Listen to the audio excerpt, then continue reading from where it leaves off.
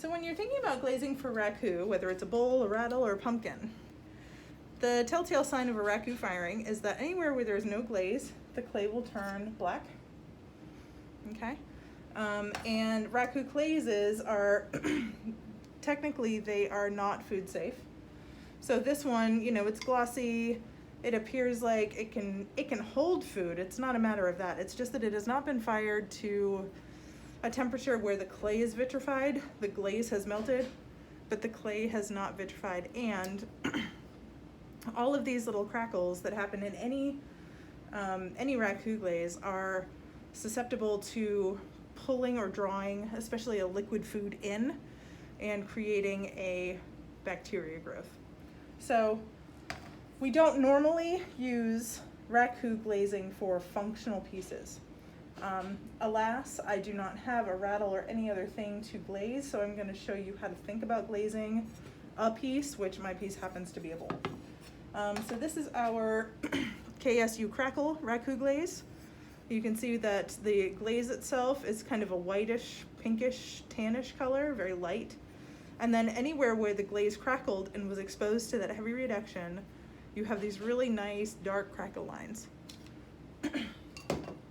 I don't remember what the name of this glaze is, but again, you can see that this is definitely not food safe. It's very crackled and rough, but it's also got this really kind of interesting texture and a big range of color. Here you've got kind of a copper penny color. You've got some metallic blues and purples here. You've got like a kind of metallic gray over here.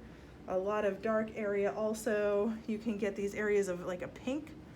And it's really just dependent on the glaze and the kinds of materials we use as we create the reduction atmosphere. This glaze is called Copper Penny, and it might be a little challenging to see here. And also over time, sometimes these glazes can dull. And so this was fired probably a few years back. But normally it's got a lot more of a like a metallic copper color, kind of similar to the previous piece. And here we have what's called the Soldering Red, which is probably really hard to see. But again, very metallic in its appearance. This right here, this area right here is a good example of what that red color looks like. Again, probably challenging to see in this lighting, especially because it's so shiny. But basically you want to think about what glaze, those are the 4 Raku glazes that we have, what glaze you want to use or what combination of glazes you want to use to complement the form that you're working on. So right now, I have a bowl.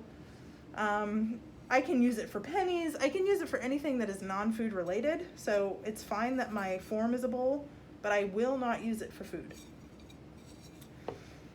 To me, as I'm looking at this, I have these kind of faceted areas here.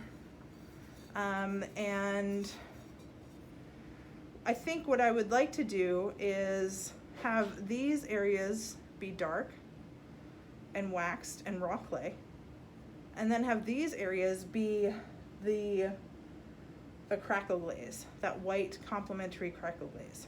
I could, if I wanted to, think about infusing like another color and kind of having a patchwork quilt kind of pattern going on, but I'm also thinking that that may be a little too much for one single piece because the crackle glaze in and of itself can do so much.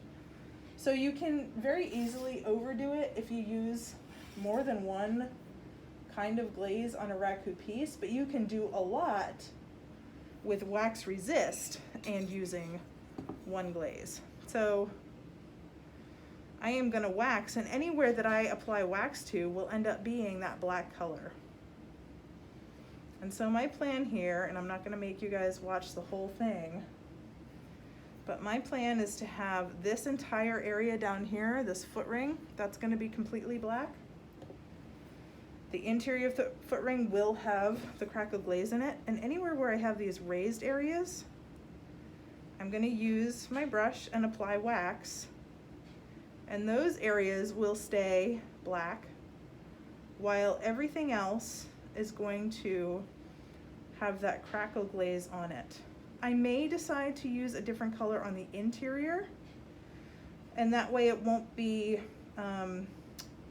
there won't be too much tension or too much going on the outside surface, but I could still play with having two different kinds of Raku glazes on one piece by using one kind of glaze here and here, all the open areas here, and then using a different color here.